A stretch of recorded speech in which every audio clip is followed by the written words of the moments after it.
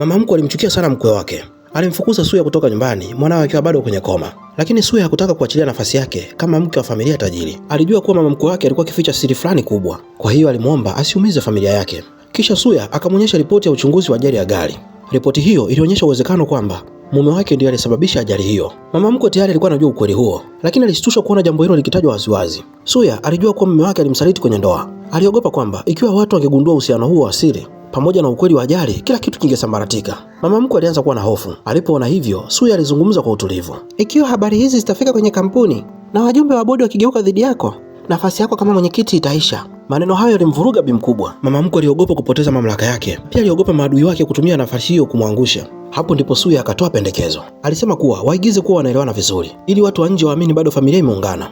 Baada ya kufikiria kwa muda, mama mkwe alikubali. Akamwambia Suya aendelee kujiposti kwenye mitandao ya kijamii, hasa picha zao wakiwa pamoja. Suya alivuta pumzi ya afueni. Baadaye alienda ofisini kwa mume wake. Ingawa hakumpenda tena, lakini kumbukumbu za maisha zamani zilimrudia. Aligundua kuwa ofisi hiyo ilikuwa tupu kabisa. Wakati huo mama mkwe alimpigia simu kumkumbusha kuposti picha. Suya alichukua picha ya harusi, akatabasamu mbele yake na kupiga picha nyingine. Huenda hiyo ndio ilikuwa njia pekee ya kulinda taswira yake kama mke wa tajiri. Hakujua kwa mume wake alikuwa amempenda kwa dhati, sasa hivi alipoteza hisia kwake.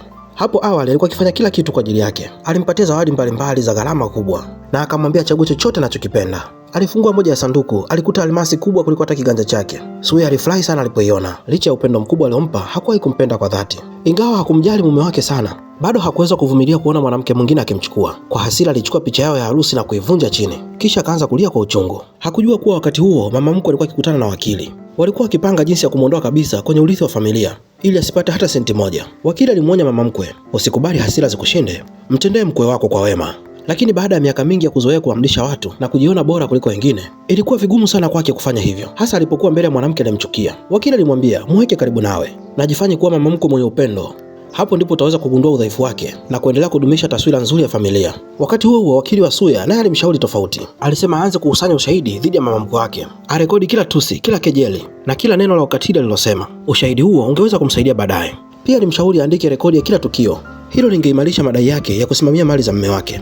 Ghafla Suya alikumbuka jinsi mama mkwe wake alivyoonekana mwenye wasiwasi usio wa kawaida walipozungumzia ajali ya gari. Wakili wake aliona uso ulivyokuwa umebadilika na akamuuliza nini kinaendelea. Lakini Suya alitikisa kichwa na kusema hakuna kitu. Ingawa alimchukia sana mama mkwe wake, lakini bado alikuwa mama wa mume wake. Wakili alimwambia afanye kila jitihada ashinde, lakini dhamira yake ilimzuia. Kwa mara ya kwanza hakutaka kufichua ukweli wote, hata kama kufanya hivyo kungemsaidia kupata ushindi. 1, 2, 3, go. Tuendelee ama tusiendelee? Tusiendelee. Tuendelee ama tusiendelee? Tusiendelee. Yeah. Ulikuwa nami kaka Chotara, hadi wakati mwingine. Bye.